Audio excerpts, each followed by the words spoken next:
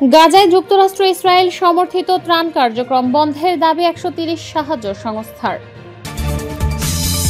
ইরানের ফর্দ পারমাণবিক স্থাপনায় খননকারী মেশিন ও ক্রেন। ট্রাম্পের সহযোগীদের ইমেইল ফাঁসের হুমকি ইরানি হ্যাকারদের। একদিনে ইসরায়েলি হামলায় প্রায় ১০০ ফিলিস্তিনির মৃত্যু। ক্ষমতায় এলে ২৪-এর শহীদদের নামে স্থাপনা সড়কের নামকরণ করবে বিএনপি। সর্বশেষ জানাবো, গুমের শিকার পারভেজের কন্যার বক্তব্য শুনে কাঁদলেন তারেক রহমান। শিরোনাম শুনলেন, এবারে বিস্তারিত। গাজায় যুক্তরাষ্ট্র ইসরায়েল সমর্থিত ত্রাণ কার্যক্রম বন্ধের দাবি ১৩০ সাহায্য সংস্থার। যুক্তরাষ্ট্র ইসরায়েল সমর্থিত বিতর্কিত গাজায় হিউম্যানিটেরিয়ান ফাউন্ডেশন বা জিএইচএফ এর কার্যক্রম বন্ধের দাবি জানিয়েছে ১৩০টিরও বেশি সাহায্য সংস্থা। পাশাপাশি এই তালিকায় আছে আরও বেশ কিছু এনজিও।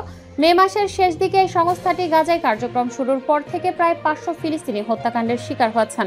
এছাড়া আহত হয়েছেন আরও প্রায় ৪,০০০ মানুষ।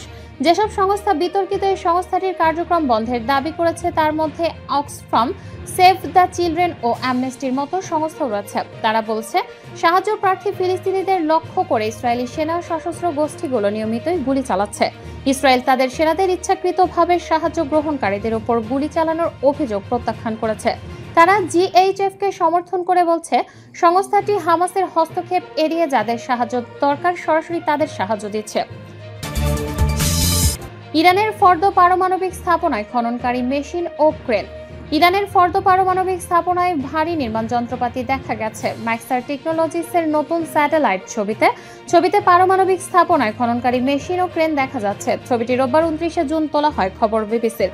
ইরানের এই পারমাণবিক স্থাপনাতেই মার্কিন যুক্তরাষ্ট্র বাংকার ব্লাস্টার বোমা দিয়ে হামলা করেছিল। শনিবার ২৮শে জুন তোলা একই স্থানের ছবি বিশ্লেষণ করে পরমাণু অস্ত্র বিশেষজ্ঞ ডেভিড আলবার্টরাইট বলেছেন, নির্মাণ কাজের মধ্যে ক্ষতি মূল্যায়ন ও রেডিওলজিক্যাল নমুনা অন্তর্ভুক্ত থাকতে পারে। যুক্তরাষ্ট্রের হামলার পর প্রেসিডেন্ট ডোনাল্ড ট্রাম্প বলেছিলেন, তারা ইরানের গুরুত্বপূর্ণ পারমাণবিক সমৃদ্ধকরণ স্থাপনাগুলোকে ধ্বংস করেছে। ইরানের পররাষ্ট্র মন্ত্রণালয় বলছে, পারমাণবিক স্থাপনার ক্ষতি গুরুতর, কিন্তু বিস্তারিত তথ্য অস্পষ্ট। অন্যদিকে মার্কিন প্রেসিডেন্ট ডোনাল্ড ট্রাম্প ও তার প্রশাসনের শীর্ষ কর্মকর্তারা জোর দিয়ে বলছেন, ইরানের পারমাণবিক কর্মসূচি নির্ধারিত সময়ের থেকে দশক পিছিয়ে গেছে। যদিও ইরান কয়েক মাসের মধ্যে ইউরেনিয়াম সমৃদ্ধকরণ প্রক্রিয়া পুনরায় শুরু করতে পারে বলে মন্তব্য করেছেন আন্তর্জাতিক পরমাণু শক্তি সংস্থার মহাপরিচালক রাফায়েল গ্রোসি। ট্রাম্পের সহযোগীদের ইমেইল ফাঁসের হুমকি ইরানি হ্যাকারদের। মার্কিন প্রেসিডেন্ট ডোনাল্ড ট্রাম্পের ঘনিষ্ঠদের কাছ থেকে চুরি করা আরও ইমেইল ফাঁসের হুমকি দিয়েছে ইরান সংযুক্ত হ্যাকাররা। ২০২৪ সালের মার্কিন নির্বাচনের আগে গোষ্ঠী বিভিন্ন গুরুত্বপূর্ণ ইমেইল সংবাদ মাধ্যমে বিতরণ করেছিল। রোববার ও সোমবার রয়টার্সের সাথে অনলাইন চ্যাটে রবার্ট নামের ছদ্মনামে পরিচিত হ্যাকাররা জানায়, হোয়াইট হাউসের চিফ অব স্টাফ জুসি ওয়াইলস, ট্রাম্পের আইনজীবী লিন্ডসে হলিগান, উপদেষ্টা রজার স্টোন এবং স্টর্মি ড্যানিয়েলসের প্রায় ১০০ গিগাবাইট ইমেইল তাদের কাছে রয়েছে।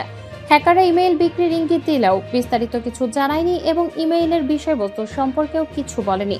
হালিগান, স্টোন, ড্যানিয়েলসের একজন প্রতিনিধি এবং মার্কিন সাইবার প্রতিরক্ষা সংস্থা সিআইএসএ তাৎক্ষণিকভাবে কোনো মন্তব্য দেয়নি। হোয়াইট হাউস ও এফবিআই এক বিবৃতিতে এফবিআই পরিচালক ক্যাশ প্যাটেলের বক্তব্য প্রকাশ করেছে, যেখানে বলা হয়েছে, জাতীয় নিরাপত্তা লঙ্ঘনের সাথে জড়িত যে কোনো ব্যক্তির বিরুদ্ধে পূর্ণাঙ্গ তদন্ত ও কঠোর ব্যবস্থা নেওয়া হবে। জাতিসংঘে ইরানের মিশন তাৎক্ষণিকভাবে কোনো মন্তব্য দেয়নি। তেহরান অতীতে সাইবার গুপ্তচর বৃত্তির অভিযোগ অস্বীকার করেছে। রবার্ট ২০২৪ সালের প্রেসিডেন্ট নির্বাচনের শেষ দিকে প্রকাশ্যে আসে, যখন তারা ট্রাম্পের ঘনিষ্ঠদের ইমেইল হ্যাক করার দাবি করে এবং সাংবাদিকদের কাছে তা বিতরণ করে। রয়টার্স ইতিপূর্বে ফাঁস হওয়া কিছু নথির সত্যতা নিশ্চিত করেছিল, যেখানে ট্রাম্প ও সাবেক প্রেসিডেন্ট প্রার্থী রবার্ট এফ কেনেডি জুনিয়রের আইনজীবীদের মধ্যে আর্থিক লেনদেনের প্রমাণ মিলে। যদিও এই ফাঁস হওয়া নথিগুলো কিছুটা মিডিয়ার মনোযোগ পেয়েছিল, তবে সেগুলি নির্বাচনের ফলাফলে প্রভাব ফেলতে পারেনি। ট্রাম্প শেষ পর্যন্ত নির্বাচনে জয়ী হন। ২০২৪ সালের সেপ্টেম্বরের এক অভিযোগে মার্কিন বিচার বিভাগ জানায়, ইরানের রেভলিউশনারি গার্ডস এই হ্যাকিং অপারেশন পরিচালনা করেছে। তবে হ্যাকাররা রয়টার্সের সঙ্গে কথোপকথনে অভিযোগ নিয়ে কোনো মন্তব্য করেনি। ট্রাম্পের নির্বাচনের পর রবার্ট জানায়, আর কোনো ফাঁস করার পরিকল্পনা নেই। এমনকি মে মাসেও তারা রয়টার্সকে জানায়, আমি অবসর নিয়েছি ভাই। তবে ইসরায়েল ইরানের সাম্প্রতিক ১২ দিনের বিমান যুদ্ধ এবং যুক্তরাষ্ট্রের ইরানের পারমাণবিক স্থাপনায় হামলার পর তারা আবার সক্রিয় হয়। একদিনে ইসরায়েলি হামলায় প্রায় ১০০ ফিলিস্তিনির মৃত্যু।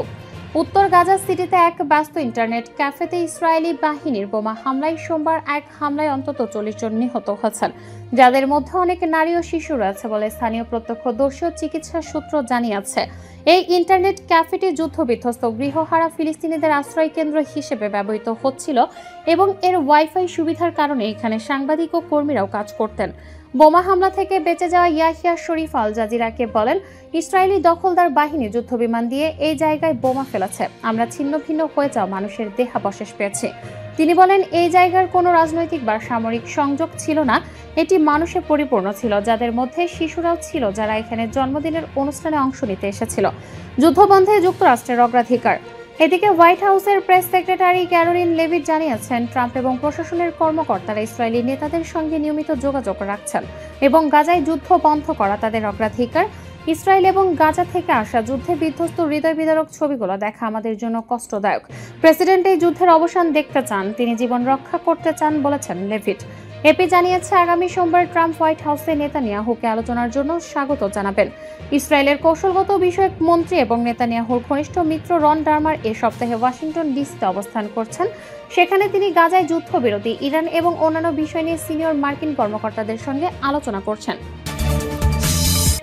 ক্ষমতায় এলে 24-এর শহীদদের নামে স্থাপনা সড়কের নামকরণ করবে বিএনপি। বিএনপি ক্ষমতায় এলে দেশের বিভিন্ন স্থাপনা, সড়ক কিংবা গুরুত্বপূর্ণ প্রতিষ্ঠান 24-এর শহীদদের নামে নামকরণের উদ্যোগ নেবে বলে মন্তব্য করেছেন দলটির ভারপ্রাপ্ত চেয়ারম্যান তারেক রহমান। মঙ্গলবার 1 জুলাই রাজধানীর চীন মৈত্রী সম্মেলন কেন্দ্রে বিএনপির গণ অভ্যুত্থান 2024 জাতীয় ঐক্য গণতান্ত্রিক অভিযাত্রা শীর্ষক আলোচনা সভা এবং শহীদ পরিবারের সম্মাননা অনুষ্ঠানে ভার্চুয়ালি যুক্ত হয়ে একথা বলেন তিনি। বিএনপির ভারপ্রাপ্ত চেয়ারম্যান তারেক রহমান বক্তব্যের শুরুতেই শহীদদের প্রতি বিনম্র শ্রদ্ধা জানিয়ে বলেন, 1971 সালে বাংলাদেশের স্বাধীনতা অর্জনের যুদ্ধে শহীদ মুক্তিযোদ্ধাদের যেমন বাংলাদেশ ভোলেনি, 2024 সালে দেশ এবং জনগণের স্বাধীনতা রক্ষার যুদ্ধে বীর শহীদদেরও বাংলাদেশ কখনো ভুলবে না। বিএনপি ক্ষমতায় এলে শহীদদের স্মরণে বিভিন্ন স্থাপনা সড়কের নামকরণ করবে জানিয়ে তিনি বলেছেন, জনগণের রায়ে বিএনপি রাষ্ট্র ক্ষমতা পেলে শহীদদের প্রতি শ্রদ্ধা জানিয়ে দেশের বিভিন্ন স্থাপনা, সড়ক কিংবা গুরুত্বপূর্ণ প্রতিষ্ঠানের নামকরণের ইচ্ছে আমাদের আছে। গুমের শিকার পারভেজের কন্যার বক্তব্য শুনে কাঁদলেন তারেক রহমান। গুমের শিকার ছাত্রদল নেতা পারভেজের কন্যা নিধি কিশোরী মেয়েটি বাবাকে দেখে না অনেক বছর। তার বক্তব্য শুনে কাঁদলেন বিএনপির ভারপ্রাপ্ত চেয়ারম্যান তারেক রহমান। মঙ্গলবার 1 জুলাই আগস্ট গণ অভ্যুত্থানকে স্মরণ করে শোক বিজয়ের প্রথম বর্ষপূর্তিতে রাজধানীর চীনমৈত্রী সম্মেলন কেন্দ্রে শহীদ পরিবারের সম্মানে জাতীয় ঐক্য গণতান্ত্রিক অভিযাত্রা শীর্ষক বিশেষ আলোচনা সভার আয়োজন করে বিএনপি। ওই অনুষ্ঠানে আওয়ামী লীগের শাসন আমলে গুমের শিকার ছাত্রদল নেতা পারভেজের কিশোরী মেয়ে নিধির আকুতি শুনে কেঁদে ফেলেন তারেক রহমান। জায়ান্ট স্ক্রিনে বিএনপির ভারপ্রাপ্ত চেয়ারম্যানকে দেখা গেছে চশমার ফাঁক দিয়ে বারবার চোখ মুছতে। নিধি রয়েছে ছোট্ট একটি ভাই, বাবাকে অনেকদিন দেখে না সেও।